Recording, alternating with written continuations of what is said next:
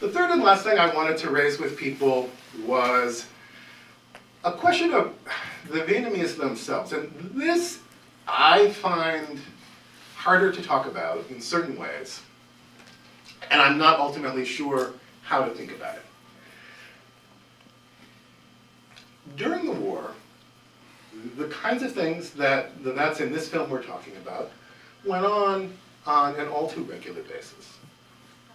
During the war, these kinds of things went on and were actions that were committed by North Vietnamese Regular Army troops who were in South Vietnam.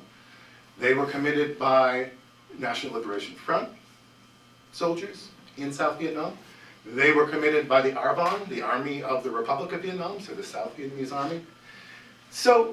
And they were committed by, we had certain allies during the Vietnam War, not a lot of them, but some.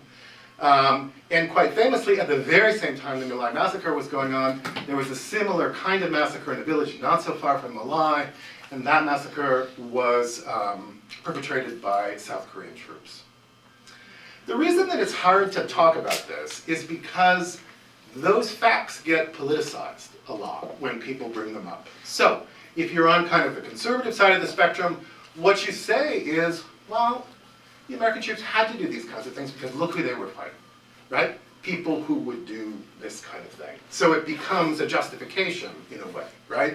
So you can't really talk about it in a way. It just gets moved into a kind of polemical zone.